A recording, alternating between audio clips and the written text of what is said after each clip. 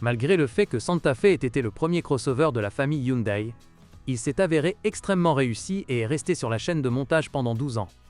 Quelle est la raison de sa longévité? Ce SUV intermédiaire était initialement destiné au marché américain, et portait même le nom d'une petite station balnéaire du Nouveau-Mexique. Étonnamment, ses ventes aux États-Unis en 2001 se sont déroulées très rapidement, malgré l'apparence inexpressive de la voiture dans le style du biodesign alors à la mode. La raison en était l'excellent rapport qualité/prix.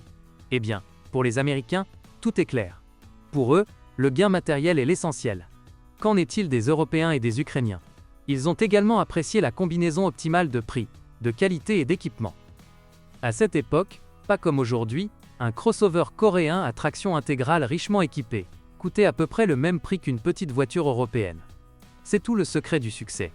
À la fin de la carrière de la première génération de Santa Fe et au début de la production de sa deuxième génération en 2005, une voiture portant le préfixe classique a commencé à être assemblée à partir de kits automobiles à Lutsk.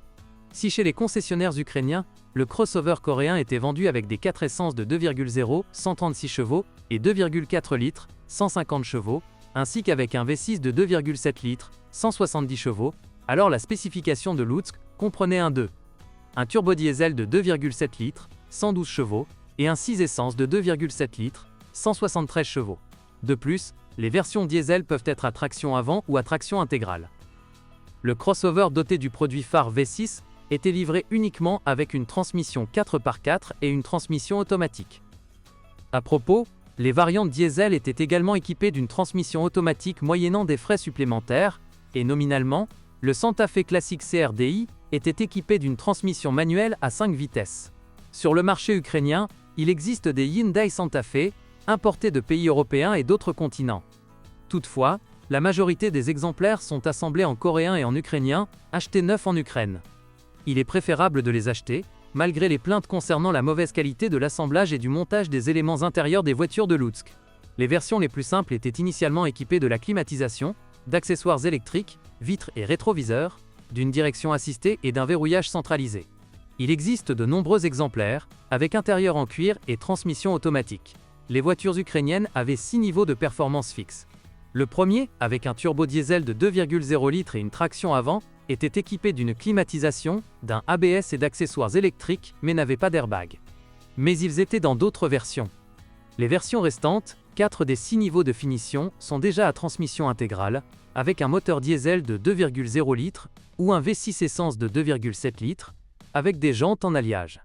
Certains équipements sont illogiques, par exemple, dans l'une des versions les plus riches, l'intérieur n'était pas en cuir, et il n'y avait pas de phare anti-brouillard, alors que les versions moins chères en avaient. Les Hyundai Santa Fe d'occasion peuvent présenter des vis cachées, des diagnostics sont donc nécessaires avant de les acheter. Vous ne devez pas chercher une voiture avec un intérieur en cuir, ni vérifier soigneusement l'état des sièges. Le fait est que le cuir utilisé pour les sièges de ce modèle n'était pas de la meilleure qualité. Cela s'use beaucoup et a l'air déprimant. Il convient également de prêter attention à la carrosserie, qui n'est pas particulièrement résistante à la corrosion. La peinture est complètement faible, de nombreux éclats sur le devant du boîtier sont la règle plutôt que l'exception. Sur les exemplaires très anciens, les vitres électriques et le verrouillage centralisé peuvent être défaillants.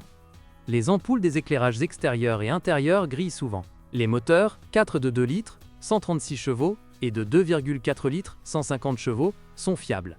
Mais exigeants en matière de qualité de carburant, des problèmes surviennent donc avec les bougies d'allumage et un capteur d'oxygène, qui tombe en panne après 120 000 à 150 000 km.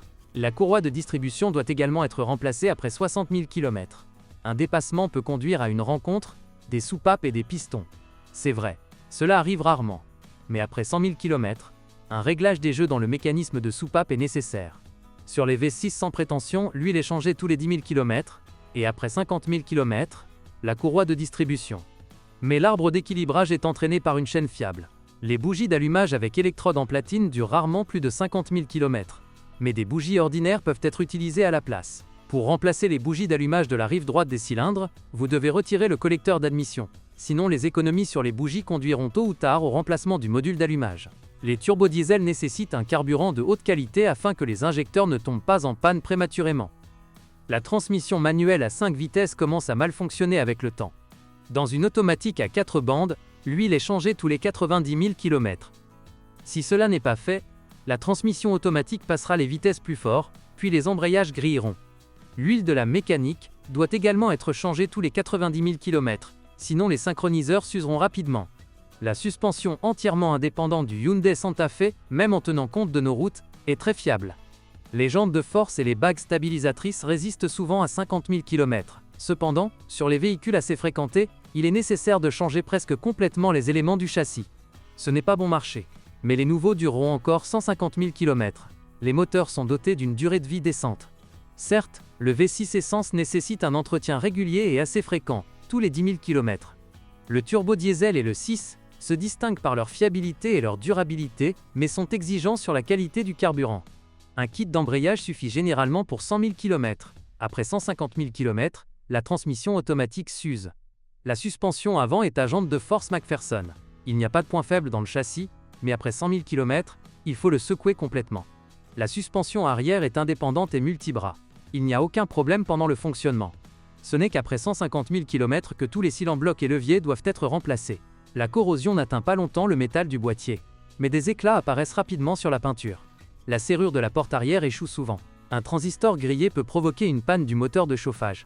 Les ampoules des boutons du panneau avant grillent. Bonjour les amis. Vous cherchez une voiture d'occasion? Vous devez prêter attention au site web carm.pro. Carm.pro est grand catalogue de voitures, moteurs, boîtes de vitesse. Et le meilleur, c'est que vous pouvez trouver des informations sur les pannes de n'importe quelle pièce. Complètement gratuit. Allez sur le site web carm.pro et découvrez tous les éventuels